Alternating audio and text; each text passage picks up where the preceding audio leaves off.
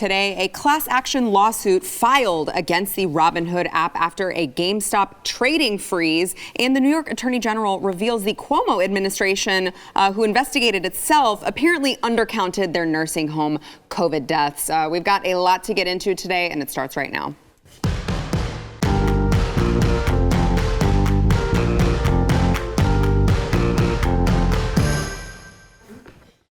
Welcome to the news and why it matters. I am Sarah Gonzalez, today joined by, it is a BlazeTV day here on the news and why it matters. I am joined by Steve Deace once again from the Steve Deace Show on BlazeTV. And also we've got Dave Rubin of the Rubin Report.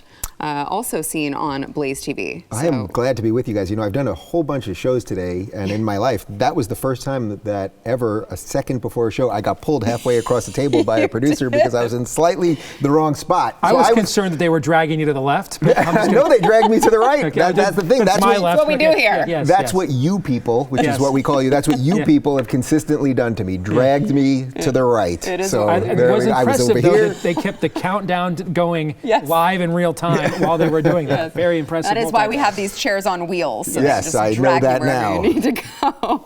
All right, so I want to get into this GameStop story, and I will confess, I am not a stock expert. So I am reading this story and I am digesting it, and I am like, I think I understand this enough to have a decent conversation with you guys about it, but anywhere you want to fill in the blank, you feel free to.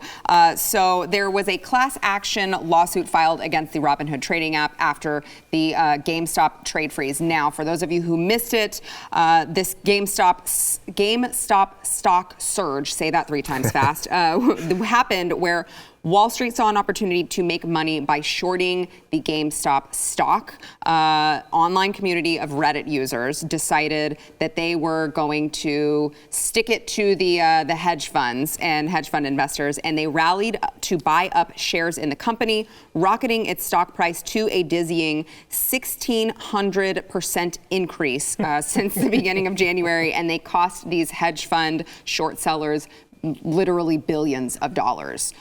So this was really, truly like the average Joes against the 1%ers, right? And everything legal, right? I didn't see anything that was illegal. Everything well, legal for now. They'll change what's legal absolutely. Now that they've seen the way that people could revolt. Yes. But this story is so beautiful, and it's so consistent with all of the things that we all talk about all day politically. Like, there is a movement of people that are trying to fight the power structure. And I'm not somebody that thinks the power structure in and of itself is automatically bad. Like, we've had a system in America that has worked for a long time, but it is getting to its end where we've seen too many things behind the curtain. The idea that coordinating on Reddit, and I've got all kinds of problems with Reddit. I don't think Reddit's the greatest place online. But the idea that people anywhere, just regular people, in this case, it was a lot of gamers putting in a couple bucks. I bought $50 worth of GameStop yesterday. Then they froze me, so it's probably worth like 60 now. But the idea that just like average people can use these apps until they can't now because they've frozen them on Robinhood. But to change the way the financial system works, it's so fascinating. It's so cool. And as Steve, as you pointed out right before we started, I mean, the irony that something called Robinhood, which was about, stealing from the rich to give to the poor. Well, the second the poor start making it happen, what does Robinhood do? Robinhood is getting a call from somebody. I mean, who? That's what I want to know. Yeah. That's where the real scandal is. It's like the sheriff of Nottingham's in their line. You were supposed to be a false flag operation. Guys, this was a joke. Not really giving the money to the poor. Right. Just doing it. It's a virtue signal, but you're like not supposed to really be doing it. Right. It was like, we're going to give them like all like the crappy day old bread, but we've got all the good stuff over here. But so that's what I'm really interested over the next couple of days when it is leaked, because everything is leaked now. It's like, who made a call to the app that was blowing up and succeeding and doing what their mission was, what their business purpose was? Who called them and said, you got to stop? And then they actually did it and destroyed their own business too. It's pretty fascinating. It almost feels like every day now is an Ebony Maw speech, the character from Infinity War and Endgame, who's like the propaganda mouth, the false prophet for Thanos. And there's just scores of dead bodies and bodies twitching and mass carnage. And he just casually just strolls around and he's got a sermon every time. You may think this is suffering, but really it is your salvation, Yeah. right? I mean, that's kind of what this feels like on a daily basis. And By the way, it didn't end that well for that guy. no, if it I did remember not. correctly. And that's Yeah. see, that is my concern. Yeah. Is I have said this the last couple of times I've been down here in Dallas on various shows, and it's getting worse. My concern is that we continue to take peaceable means away from people to fight back or to have their voices heard or to have a grievance aired, to feel like they're a part of the system, they weren't left behind, they're valued as a citizen, whether it is voting, whether it is media shunning, big tech censorship. And now, probably the quintessential dudes in their basement, that are gaming on a Tuesday are like, no, you're not putting my GameStop out of business. And no, you don't get to buy the #1 theater chain where I've got my, popcorn refill bucket. You don't get to buy that for 5 cents and then a share and put it out of business. Screw that. We're buying those shares, right? Yeah. And we can do what you guys do. And it just seems like every time the average American decides to assert themselves, the system from on high squashes that. And if you've read, I don't know, a half a page of a history book, that never works. When the peasants have gotten frustrated to the point that they begin the pushback, you can't put it down. But the elites always try, and it never ends well. And I like this thing called America. This is the best place in the world to live, but I am really concerned that these folks are so concerned with maintaining their power, they're going to push us into a freaking civil war with this level of hypocrisy. And what's specific to this is like the hedge fund guys, they're playing all their tricks, right? And I like the way you preface this because, nobody on CNN's going on tonight and going, I'm not an expert in all this. They're just going to pretend it, Yes. right? I'm just going to be honest Right, with you guys. so I'm not an expert in this either, but Right. we all know, everyone intuitively knows that the hedge fund guys are allowed to play all kinds of tricks, and I mean that's why it's called stocks, a hedge fund. Right, They bring hedging, leverage to their yes, Right. Yes. shorting stocks. Yes. Okay, Yeah. so we all know they're playing all their tricks, but then when the people start playing tricks, because that's what these people are doing. They're at home putting a couple bucks in because they love the idea of GameStop, right? Like I was a big gamer when I was a kid. I used to work actually, my first job out of college. I worked at Electronics Boutique, which you guys may remember. It was the original GameStop. Yeah. That was where you got video games, and it was bought out by GameStop. So I guess I'm an insider of sorts. So you've got an insider on the panel. But the point is, like, they're okay when it's their people cheating. But once it's the other guys, and I don't even want to say cheating. Once it's the other guys playing the game. The loophole, maybe. Yeah, Gaming the system, shall we how about say? gaming? Yeah, well, there you go. Once the other guys do it, now we got a problem. Right. But that's why it's so interesting to me that it's not just that they're going to take out like some of the hedge fund guys that are going to lose billions of dollars. It's that the app itself is going to destroy itself in the name of nonsense. You know what I mean? In the name of going against its mission statement. That's just incredible to me. Yeah, it'll be interesting to see how the politicians handle this. The Democratic politicians who say that they're just out there for the average American, the average Joe. See. Yes, they hate Wall Street. It'll be interesting to see how they react to that. But we did see how Alexandria Ocasio-Cortez handled it. She went on Twitter. Now this is wild. Okay, so this is a kind of a back and forth. So stick with me here. Okay, this is AOC, who is responding to the Robinhood app freezing all of the stocks. So she said, "This is unacceptable. We now need to know more about Robinhood's decision to block retail investors from purchasing stock while hedge funds are freely able to trade the stock as they see fit. As a member of the Financial Services Committee, I'd support a hearing if necessary." Now, you may be thinking to yourself, that's actually a pretty sane tweet from Totally AOC. agree. She got one. The story can't end here. No, you're right. It does not. She got it for like half a second. Yeah. And we saw that she got it because Ted Cruz actually responded. He retweeted it and said, "Fully agree." Okay, so we're like, wow, we're uniting around this. This is good. This is some common ground. Oh, no, not so fast, because AOC came back to Ted Cruz saying he fully agrees and said, "I'm happy to work with Republicans on this issue where there's common ground, but you almost had me murdered 3 weeks ago, so you can sit this one out. Happy to work with almost any other GOP that aren't trying to get me killed. In the meantime, if you want to help, you can resign." So I have some questions.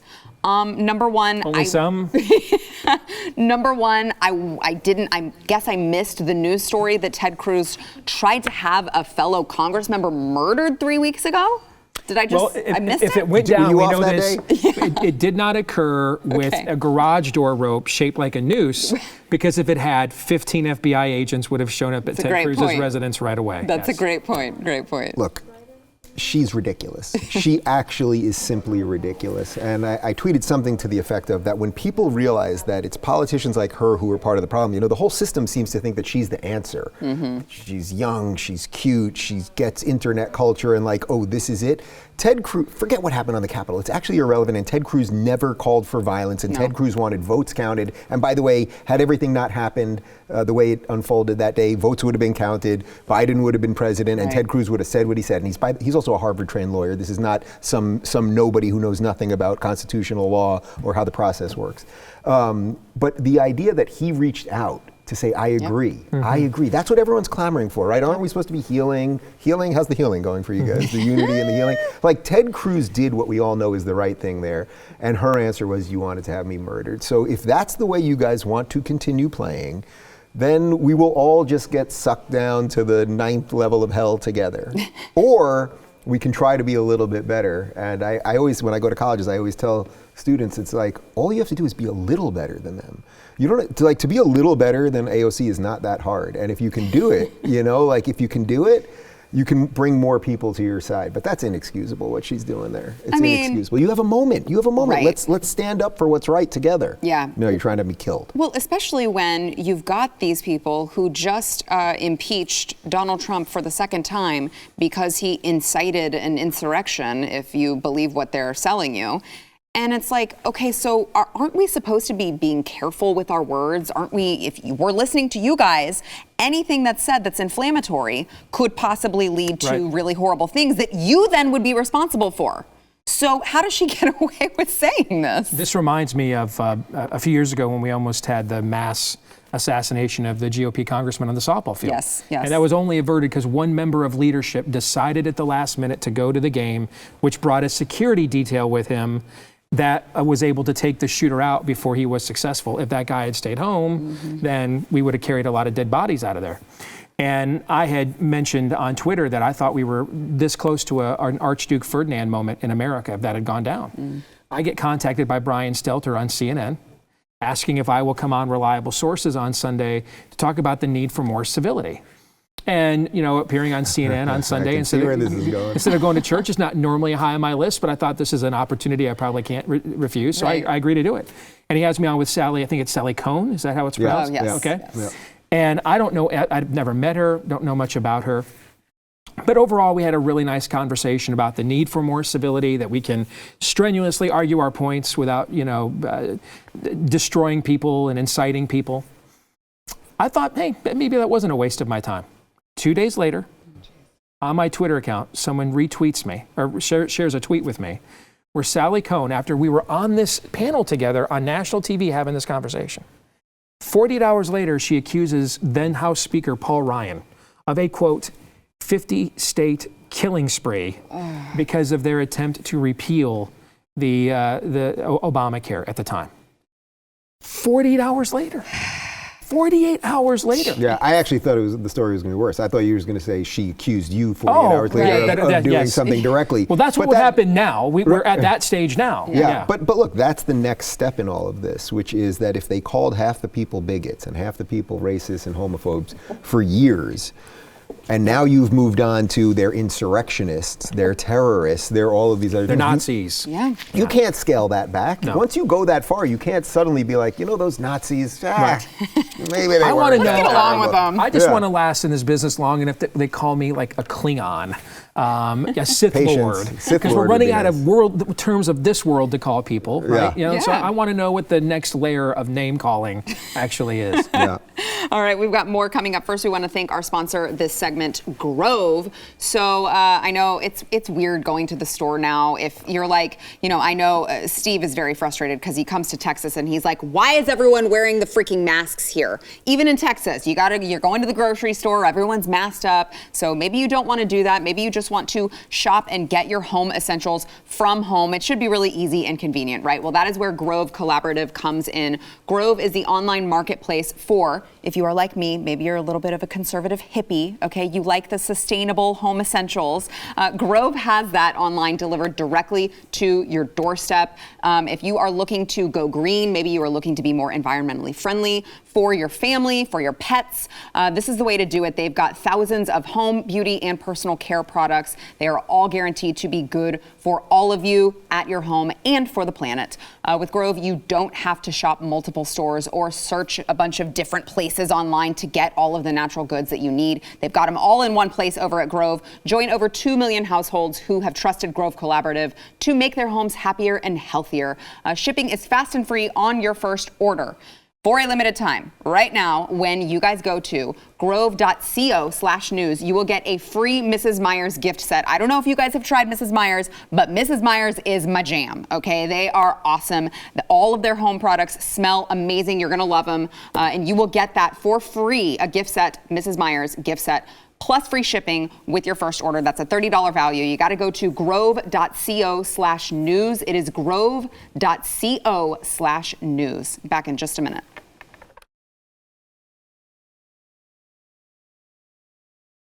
Yesterday on the program, Steve Deace was with us yesterday, and we discussed a little bit of, Joe Biden and just how difficult it must be for the people who voted for him to be swallowing this pill of, oh, wait, crap, he's doing things that are negatively affecting me, kind of like he really promised that he would, but I wasn't paying attention, and now I'm paying the price for it. So President Joe Biden, in just another example of this, President Joe Biden, still feels weird to say, he promised when he was running that families making under $400,000 a year would face no new taxes under his plan, but apparently his nominee to head the Commerce Department is now saying something else entirely. This is Rhode Island Governor Gina Raimondo, and she was in the middle, or he was in the middle of a, is it a she? We'll find out. Does it matter these days? It does not actually. What's a woman, Sarah? Let's discuss that. Let's let her decide. Ask, Yes. because it's whatever this particular person identifies as at this particular time, which I don't even know. So during a Senate hearing on Tuesday for her nomination, that the administration would have to remain open to new taxation on middle-class families. Oops, which is weird because that's not what Joe Biden sold us at all. That's crazy. Listen. The nominee for Transportation Secretary, Mayor Buttigieg, last week said he was receptive to increasing the gas tax. And again, this would be something that would impact the poorest families in our country significantly. What is your position on that? And do you think that how would that impact your ability to do your job as Secretary of Commerce? Yes, so I would defer to Congress to make that decision. Let me say this. I, as governor, am deeply in touch with how much increasing bills affect the average American family. Having said that, we do need to meet the climate change challenge, and we need funds for improved infrastructure, better roads, safer bridges, and which also creates jobs. So I would look to balance those interests and work as a piece of the president's team. Well, I'm really glad that we heard from someone who is actually deeply in touch with the average person as governor. Can I just say that I, as someone on Twitter and YouTube and other such places, am deeply in touch with what the people think. And the people think politicians who talk like that sound completely ridiculous. Yeah. The problem is that it doesn't, we all know this, it doesn't matter what Biden said before, right? It doesn't matter what you say before you're elected, it matters what you do. And Democrats fundamentally believe taxation is good. If you fundamentally believe that taking from the people you want to take from to do whatever it is that you want to do is a good thing, well then A, you'd be okay with the lie, right? Yeah. The lie, it's no problem. And B, you would just do it whenever you want to do it. Everything in government comes down to spending. They don't need more of our money. I cannot believe, it's incredible to me that anyone ever votes for anyone that would dare raise your taxes. Do you think that these incompetent buffoons who can't do anything need more of your money? If only they had more of your money, then we could fix this thing. It's that they need more. Well, but I think the problem is that they're not, the the person who's listening to this somehow doesn't think that they're going to take more. They're not going to take more of my money. Yeah, they're going to take more of that his guy. money. Right, that guy who has a bigger house than me. That's typically what they're sold. Yeah. I mean, what is it? Something like 20% of American households have an individual earner over $75,000 a year, right? So when you hear they're not going to raise taxes on people over $400,000, that's really not that many Americans, okay? But the gas tax now is something completely different. Yeah. And what I find fascinating about this is being involved in these kinds of fights against Republican establishmentarians across the country over the years. This is their favorite tax, is the gas tax. Because most Republicans are not interested in the kinds of things that shows like this or we do talk about, but are more interested in their own variation of corporatism. And so the gas tax is a way, frankly, for big business to pass on the cost of them shipping their goods across the roads, which is what damages the roads, but we need their goods. But they shift that cost down to us because it's a very regressive tax. On the other hand, though, to see now Democrats pushing this. Yeah. I mean, I've been involved in fights in the past against the gas tax where I've actually worked with Democrats because they agreed that this was a regressive tax that hurts single moms, low-income families. I'm like, I totally agree. That's why I think it sucks. You know, I mean, I'm a believer in the, you know, with that whole "to whom much is given, much is required" thing. You know, so I don't really know why Acme Trucking Company gets to pass on the cost of them destroying the roads to single moms across the country. I agree with you. Yeah. Well, now we see that now that they have control, it's a little 4 legs good, 2 legs bad, and they look from man to pig and pig to man and back to pig again, and they couldn't tell the difference. You know, now that's our gas tax. Now that's our revenue. Now those are our corporations. Now suddenly regressive taxation for the party of Elizabeth Warren isn't such a bad idea. Yeah, well, and okay, so Dave, you are a former Democrat. Yes. I'm sorry, I know that's embarrassing probably I for had you. to live, so. you know. But, you know, so what Steve's talking about here, and you know, the gas tax and how they're just all of a sudden, oh, it's an about face and now we're for it. But also, you've got all of these average Americans who perhaps voted Democrat who don't really buy into all of this climate change. Nope. Climate change is you know, we have to be doing all of these climate change things. Wait, hold on. You tell me the world's not going to blow up in 12 years? Because I have to switch something on my calendar. Right. I mean, I am here to tell you perhaps AOC, perhaps AOC maybe exaggerated My just cozy a little app bit. doesn't go past 2031, guys, just so you know. Oh, I thought that was in design, you know? Yeah. But so, I mean, you've got these average Democrats who are not in line with what these, the lawmakers are saying we need to be doing. Are they ever going to come to a point where they go, hold on, this has gone too far? Because I thought that point was like 2 elections ago. Well, when people are at the gates with the pitchforks. I mean, that's what I think this is sort of what you were saying before. That's what they're forcing everyone to feel is the right way to do things. Right. You guys can game the system when it's your guys, the hedge fund guys, but you can't do it this way. You can raise taxes for your purposes when it's this way. They flip reality on itself all the time.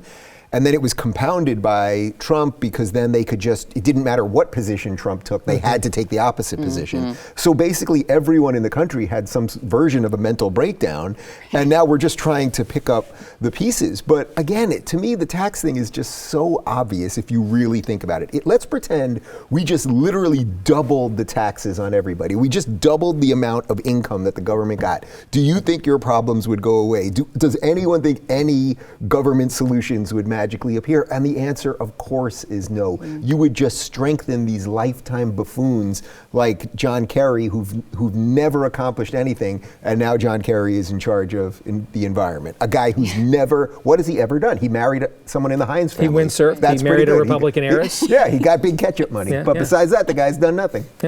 Yeah, those are all good points. All right, we've got more to come, but we got to take a break. Back in a minute.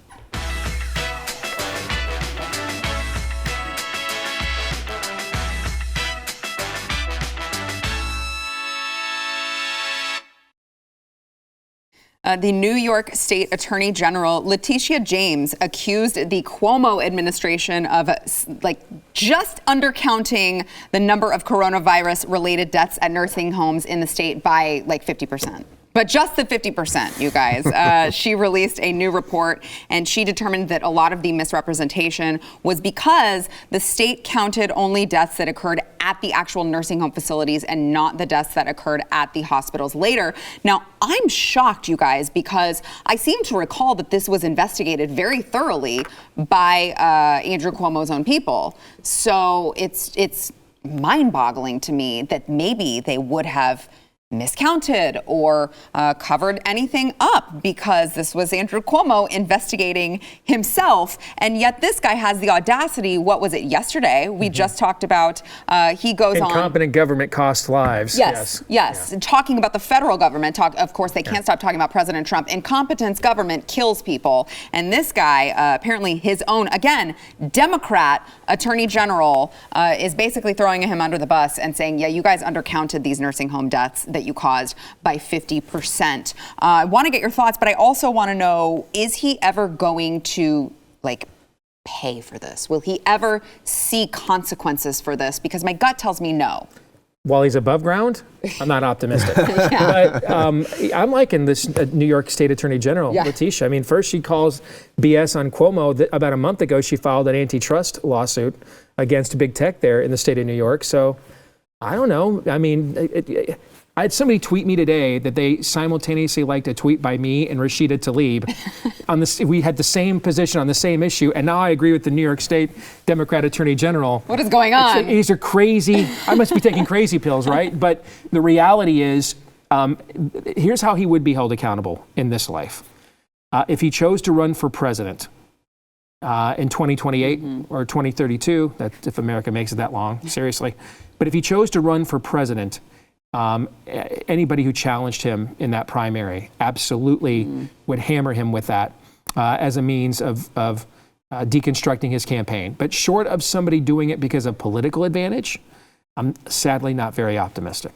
Yeah, I don't think that the mainstream media is going to suddenly come around and tell us that the guy who was the gold standard for the way governors should deal with it and who got what did he get? Did he get an Oscar or an Emmy or I know he got a scratch and sniff from Fauci. I know that. Yeah. No, he got like an Oscar, an Emmy in the midst of this, and then he wrote a book. Yes. Yeah, in the midst of the craziest pandemic of our lifetimes, the governor of really the most important or second most vital state in the union also managed to write a book, a best-selling book. I mean, on his management on skills and how to handle the pandemic. Yeah. He's a complete buffoon. I'm from New York, and I remember when I was growing up, Mario Cuomo, his dad was the governor, and everyone loved him. He was a Democrat, but he was a centrist, and he could work across the aisle. And there's a lot of complex politics in New York because of the metropolitan area in New York City versus upstate and resources and everything. And he was a leader for everybody. This guy and his clown brother, I have to just give a shout out to Chris Cuomo, who's of all the clowns on CNN, I would say is the top clown. Would you guys? Oh, absolutely. I mean, it's hard. It's hard. Yeah, He's got some stiff competition. His name in clown is appropriately named Don Lemon. That's true. I mean, it's literally like his name is an announcement of what is coming next. But I digress. But long story short, no, he will not pay in any way because Democrats are rewarded. If you ruin a city as a Democrat, Gavin Newsom, mayor of San Francisco, what happens? You become the governor of California. So Lord only knows whether he'll end up one day as the attorney general or something else. I think maybe you're right, like long term there could be some play by like a political opponent at some point in a primary, but Okay, well, now that we're on the subject of the Cuomo brothers, gun to your head, you have to pick which one is worse, Andrew or Chris. Go. Oh God, I think Chris. Hard, right? I think Chris is worse. Okay. I do. I think Andrew has shown at times when he has to political reality he will acknowledge. I think Chris is just like not even human, like a construct. Like if the Burger King guy got a show on CNN. And was played by Daniel Day-Lewis. That's what Chris Cuomo is. What do you think, Dave? I would be afraid that if Chris Cuomo came out of the basement with COVID, with the sweats and everything, that I would catch COVID. So I would go with Andrew Cuomo because he's an incompetent buffoon, but he doesn't. COVID-free. He's COVID-free. For now. Speaking of COVID, Dr. Fauci came out, who, again, I feel like I have to mention this every time we talk about him on this broadcast. Highest paid federal employee, makes more than the president of the United States. He makes around $400,000 a year, right? Yeah, 400 and, yeah. 420 blaze it, believe me. That's what you need to get through an Anthony Fauci. But Dr. Fauci came out and warned that, you might be getting the COVID vaccine to make sure that you can go walk about society freely again. Well, he says not so fast. The COVID-19 vaccination won't give people a free pass to travel. So he says the maximum immunity begins about 10 days to 2 weeks and beyond following the second dose. That would give you about a 94 to 95% efficacy and a good safety profile, but it's not a good idea to travel, period. We don't want people living their lives and, like having fun. We don't want that in this country. So my question is, did Fauci not get the memo? He's coming out and saying, well, sure, it's common sense that if you have masks and masks work, you double it up, it works better. You have him saying, well, you don't want to travel. Did he not get the memo that the coronavirus pandemic is gone now that Joe Biden has been elected? We went from 2 weeks to flatten the curve to 10 months later, double mask. Triple now. Now it's triple mask. And an anal swab. Yeah, Lord. I mean, we're governed by incompetent people. I don't know what is in Fauci's head or heart truly, but these people have just etched away at our freedoms and our just general sensibility. And a guy like Fauci, he admitted that he lied in the spring. Yeah. He admitted that he lied to keep us calm. Yep. When Trump admitted that he lied to keep us calm, everyone said Trump was evil. When Fauci did it because he's a nice guy, Trump did it because he's an evil megalomaniac. Of course, this doesn't surprise me. There is literally nothing that could surprise me at this point. If they announced that the aliens landed tomorrow and they were going to inject us with the cure, would that surprise you? No. Yeah, you'd pretty much be Well, like, they did actually announce a couple times in last year that aliens have landed. No one listened. I know, we're working with Cool story, them. bro. Yeah. Move on. Everyone was just like, all right, I got other things going on. Yeah. Steve, what are your thoughts? Sociopath. Yeah. Dead serious. It's just sociopaths are driven by one of two things: their own megalomania or malevolence. Like you said, I don't know which it is with him. It's malevolence. I'm not really sure. But sometimes I also think I think he's clamoring for relevancy because you can see the Biden vaccine with so many of these Democratic governors, elected officials. All right, lockdown worked. Orange man bad, he gone. Let's get back to normal. I think he is sounding increasingly ridiculous because he's clamoring for relevancy. This has been the biggest thing that happened in his career. I mean, this is a guy that essentially is credited with a therapeutic that ended the AIDS crisis. Most Americans don't even know this. Most Americans didn't know who this guy was a year ago. So imagine your greatest claim to fame, most people aren't even aware of. This is his ticket to uber and perpetual relevancy. And for those of us that have covered politics for more than 5 minutes, it's very difficult for those that once made relevant to let that relevancy go. Yeah. Dave, Steve's talking about all of the places that magically it's past the election. It's time to open up the state now. You live in a state. I'm very sad for you that you used to be a lefty. You live in California. We're just here to smack your hand about things. But yeah, so what is it like? What is the feeling like in California with Governor Newsom? I mean, I know that first people off, are trying very hard to recall him. We've got to recall this guy. Go to recallgavin2020.com, and you have to do it by hand. They don't let you do it online, but we have something like, and I've signed it, and I've been promoting it. We've got about 1.3 million signatures. It needs 1.5, but realistically, you probably have to get to 1.8 to just count it at 1.5. Yeah, because they're going to eliminate. God only knows. But think about it. You have to do it by hand at the same time that they're telling you to not leave your house. So they've really made it as difficult as possible. He's obviously a terrible governor. Everyone knows that. By the way, I would, if you want to use it, I call him the infallible Fauci because it sounds like a sort of 80s failed magician, doesn't it? The infallible Fauci. So if you want to use that, feel free. But California is messed up. I mean, even as I sit here today, tomorrow, Friday, they will reopen outdoor dining. California, SoCal, LA, where I live, it is 80 and sunny every day. They have not let you sit outside at Starbucks and have an iced coffee with a friend. That is genuinely psychotic. And one other thing, we covered this the other day on my show, when the outdoor dining ban kicked in on December 7th, well, first off, as I'm sure you guys know, the woman who was the deciding vote ended up going out to eat that night in Santa Monica. So that's number one. So she votes to close all the restaurants, but she knew it wasn't happening that night. So she went out to eat, even though the risk must be incalculable. But not only that, but the number of ICU beds is about half that now as what we had then. So if this is about beds and hospitals and everything else, our hospitals are worse off now. So of course. Yeah, you've got the biggest case hotspot in the country right now. Politics. It's all about politics, and that's it. And I hope that Newsom and the rest of them will just be sued into oblivion when it comes out that they were not doing this based on numbers. There was no science, and they did it because they did not like the orange man. Orange man bad. All right, back in a minute. Well, he says it's not about politics. Oh, well. Speaking of the coronavirus, a handful of members of the Chicago Teachers Union have expressed their opposition to Chicago Public Schools' plan for schools to return to in-classroom teaching by performing an ensemble of interpretive dances. Don't really know don't know why, don't know what that has to do with anything, but the union tweeted out this clip with the message, 6 of our rank and file dance teachers come together to use their art form as a voice to express their desire to feel safe amidst CPS teacher return policy. They stand in solidarity with all educators at risk because no one should have to choose between life and livelihood. And here is, of course, the very powerful, yes, Steve, the very powerful interpretive dance. Watch.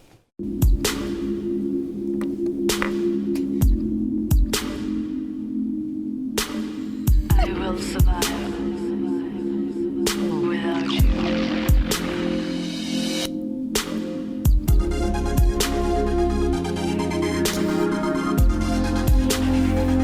Make it make sense. Yes, please. Safety is essential. Keep our students and our teachers safe. Safe.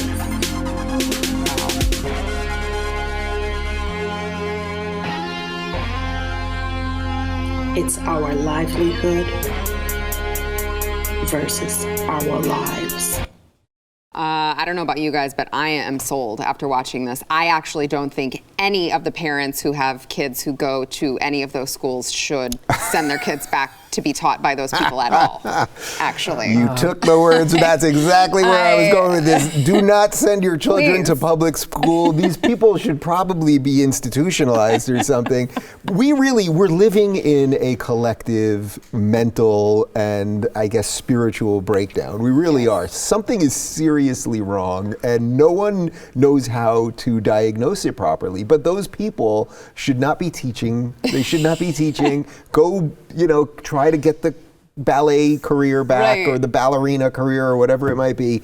But this is just so consistent with everything. COVID nurses who I have incredible sympathy for, by the way, and I have a friend who's a nurse right now, and she is overloaded. But they signed up for that job. But is she making TikTok dances? She isn't, and that they can coordinate that level of time to do those dances. I remember how long back in '94 it took me to learn the Macarena. It takes time. And that one, they're telling you the moves the whole time. It's crazy. It's crazy. It is. Alexa, what causes aneurysms? And then, do you have a pencil? Because I want to do the Joker trick from The Dark Knight on myself. On yourself, after watching that. Yeah. But I mean, on a more serious note, you have these unions who are trying to convince you that this is all about safety. This is all about their safety. They don't want to put their lives on the line. I mean, I've looked at the numbers, and the numbers don't really translate to them being any more at risk. Nowhere in the world, actually. Yeah. How about I toss out a wild theory for you? Please. My wild theory is this: these people don't want to teach. It's as simple as that. They don't want to work. Whoa. And they don't want to work. I mean, they really. they have these jobs, they maybe aren't that happy with these jobs, and it's a bunch of buffoons in the unions that have really great connections now with this new administration. And Biden now is even saying, well, you guys don't have to go back to work yet until we have a rehaul of the air conditioners or something. And it's like, all right, were you talking about this again just a month or two ago? Nobody was talking about that. If anybody would have ever approached me and said, there's going to come a juncture in your career, Steve, where you're going to be arguing to get the kids back into the public schools. And the teacher unions are going to say, no, we don't want those kids here where we can indoctrinate them any longer. I'd have said never in a million years.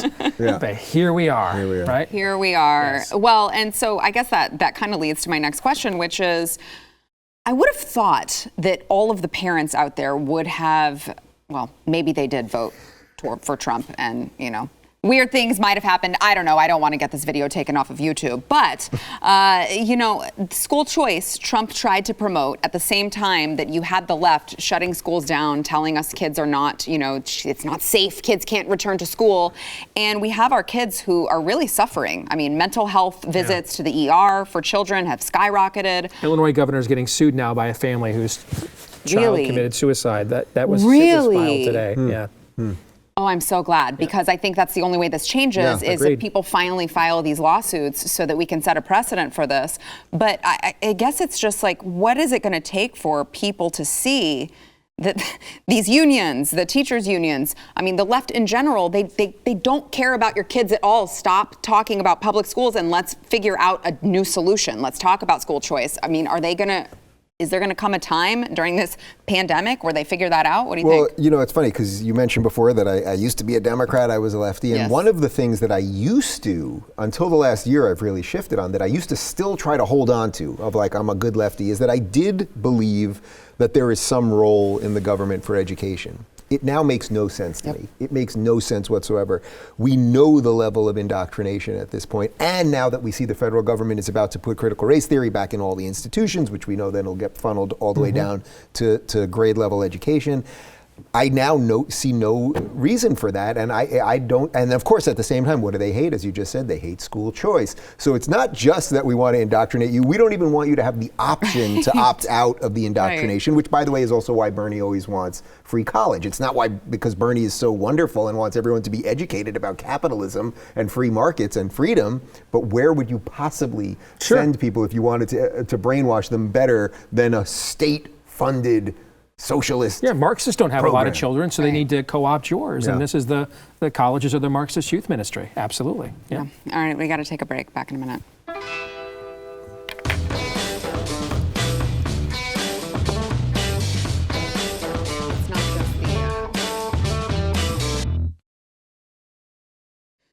All right, before we go, Dave, I want you to tell everyone, you know, you've got a little bit of a new venture that's really taking off. Oh, I thought online. this was tell everyone what it's like to live in California again. It's scary. The lights are off. So tell them it's Locals. Yeah. And give your pitch. Yeah. Tell I started them locals.com because I saw this thing coming. We cannot, for the same reasons that you guys don't like big government, we cannot be ruled by big tech. And what we're building are digital homes. So if you want to own your video and own your audio and own your pictures and own your user data and all of those things, we build it for you, we give you the keys, and we get out of the way. And it's subscription based, so there are no trolls, there are no bots. It's almost like, you may remember this 20 years ago when you first got on Facebook and people were pleasant and nice and came together for good reasons, as opposed to try to destroy and cancel and ruin everything good about human society. And I really do believe that the future of the internet will be walled communities. That, you know, we did all this stuff for free, right? We got on Facebook for free, we got on Twitter for YouTube for free, except we know now that it was not free. It was our souls, it was our data, it was our humanity that they stole from us. And, you know, the simple truth is, if you needed a new pair of glasses later today, you would expect to pay for it. So why do we think that the services that we spend all of our days on, in some cases more than 12 hours a day, so we're just the batteries for the matrix at this point, why should those things be free? So we build communities for creators. I'd love to build communities for you guys, and then we get out of the way, and then you set the rules. But you know what? If you break the laws of the United States, someone else is coming for you. I'm not coming for you. So you got bigger problems than Dave Rubin. Yeah. All right. So locals.com. Yes, locals.com. Make sure to check it out. Also, make sure to check out these gentlemen's wonderful podcasts. You've got the Steve Deace Show. You've also got Rubin Report. Make sure to subscribe wherever you get your audio podcasts. I know you can catch them on BlazeTV, but go on and subscribe, rate, and review Rubin Report and Steve Deace Show. Thank you, gentlemen, for Thank you, joining guys. us. Yeah, thanks.